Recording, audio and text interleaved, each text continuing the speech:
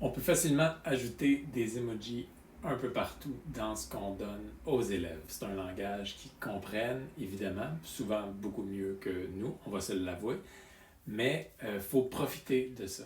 Ce que je vous conseille, c'est de vous faire un code clair. On peut même se faire un code clair entre collègues d'un même niveau, par exemple, pour dire, par exemple, ça, c'est l'emoji objectif. Donc, l'élève, c'est un repère visuel pour lui. Dès qu'il voit l'emoji d'une cible, par exemple, il sait que ça a le rapport avec un des objectifs. L'emoji calendrier, l'emoji étoile, c'est des choses qui peuvent être très, très, très utiles, qui non seulement embellissent notre classroom, mais qui aussi donnent des repères visuels pour se retrouver plus facilement dans le fil du classroom qui peut, on le sait, facilement être surchargé. Donc, n'hésitez pas à utiliser les emojis. Ça rend aussi ce qu'on dit beaucoup plus sympathique. C'est-à-dire que ça vient mettre en contexte. On n'a pas le son de la voix, comme quand on parle, sur un environnement numérique comme Classroom. Alors, le fait d'utiliser des emojis, ça vient souvent mettre en contexte exactement de la même façon de la même manière qu'on les utilise dans les messages textes. C'est vraiment, vraiment le même principe qui est en arrière. Souvent, on va s'empêcher d'utiliser des emojis parce qu'on n'a pas accès aux emojis sur notre clavier de Chromebook, par exemple. Il suffit de le mettre, comme je vous montre à l'instant, en mode tablette pour faire apparaître le clavier comme sur n'importe quel appareil mobile. Alors là, on a accès aux emojis. Une manière encore plus simple, c'est d'avoir Classroom installé sur notre appareil mobile. Alors là, on peut, comme là, je suis en train d'ajouter un thème et j'ai accès, comme quand on fait un message texte, j'ai accès aux emojis. On peut aussi facilement se débrouiller en restant sur notre navigateur Chrome sans passer en mode tablette. Comment on fait ça? Comme là, je viens renommer mon thème cette semaine, je vais lui ajouter un emoji.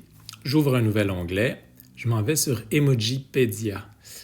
Alors, sur emojipedia.org, j'arrive et j'écris Calendar. J'écris en anglais, on va y revenir. Si on écrit en français, on risque de ne pas trouver exactement ce qu'on cherche. Alors, je défile et je clique sur Copie. Et je viens de copier cet emoji, le code, dans le fond, de cet emoji. Je viens le coller dans mon thème et ça fonctionne comme si j'étais passé par un appareil mobile.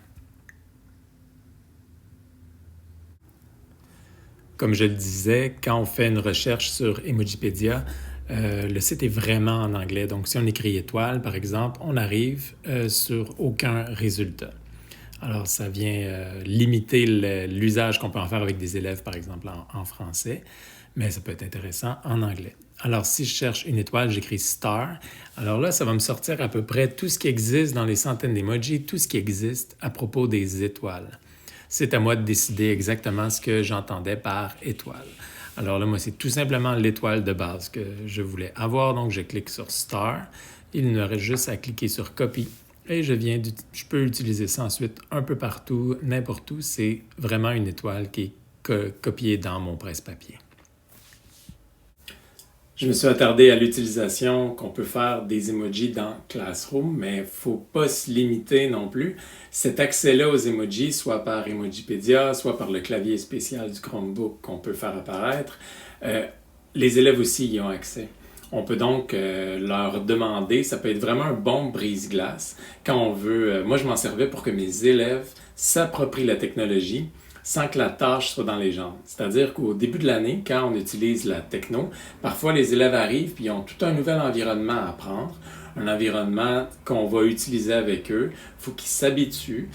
Pareil comme nous, il faut qu'on s'habitue à un environnement technologique, mais eux aussi, la façon de fonctionner du prof et tout ça. Donc, c'est, je trouve, une bonne idée de commencer par des travaux qui sont sans conséquence, des travaux qui font pas peur, là, qui sont le contraire d'une dissertation de 500 mots.